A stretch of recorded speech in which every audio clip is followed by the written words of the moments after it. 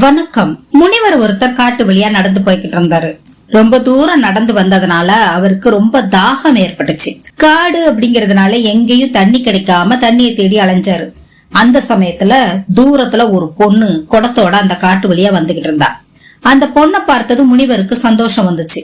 எப்படியோ அந்த பொண்ணு நம்மள கடந்துதான் போகணும், அப்போ அவகிட்ட தண்ணி கேட்டு பெற்றுக்கொள்ளலாம் அப்படின்னு நினைச்சிட்டே போயிட்டு இருந்தாரு. பக்கத்துல வந்த பொண்ணு கிட்ட, அம்மா எனக்கு ரொம்ப தாகமா இருக்குது, கொஞ்சம் தண்ணி கிடைக்குமா அப்படின்னு கேட்டாரு.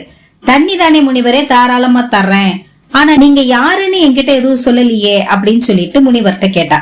முனிவரும் அந்த பெண்ணை பார்த்து, இவள் சாதாரணமானவ தானே, இவளுக்கு நாம யாருன்னு சொன்னா புரியாது அப்படின்னு நினைச்சு, நான் ஒரு பயணி, அதாவது வழிபோக்கன் அப்படின்னு அந்த பொண்ணு கிட்ட சொன்னாரு.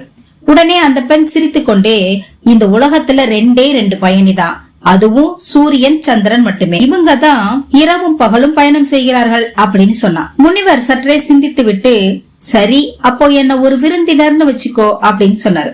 அதற்கு அந்த பெண், விருந்தினர் என்றால் இளமையும் செல்வமும் மட்டும்தான் என்றாள். இதை கேட்ட முனிவருக்கு ரொம்ப எரிச்சலாயிருச்சு. அந்த எரிச்சலோட உரத்த குரல்ல, நான் ஒரு பொறுமைசாலி அப்படின்னு சொன்னாரு.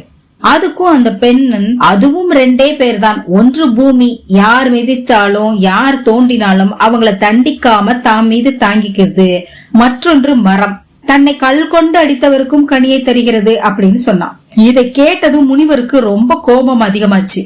உடனே நான் ஒரு பிடிவாதக்காரன் அப்படின்னு கத்துனாரு. உடனே அந்த பெண், ஏன் முனிவரை கத்துறீங்க, மெதுவா பேசுங்க, முடிக்கும் நகத்திற்கும் இருக்கும் பிடிவாதத்தை விட மனிதனுக்கு அந்த அளவு பிடிவாத குணம் இல்லை, இவை இரண்டுமே வெட்ட வெட்ட விடாப்பிடியாக வளர்ந்து கொண்டே இருக்கும் என்று சிரித்து கொண்டே சொன்னாள்.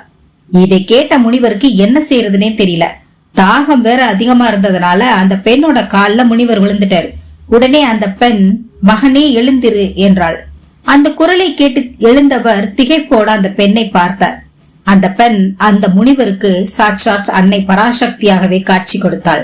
முனிவர் கண்ணீர் மல்க அன்னையை வணங்கி நின்றார்.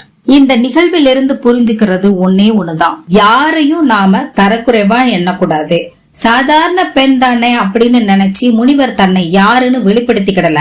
அதே போல வாழ்க்கையில நாம எப்பேற்பட்ட உயரத்தை அடைந்தாலும் யாரையும் தனக்கு கீழே அப்படின்னு நினைக்காம சரிசமமா எண்ணி மனித நேயத்தோட நடந்துக்கிடணும் அப்படிங்கிறது தான் இந்த கதையின் கரு.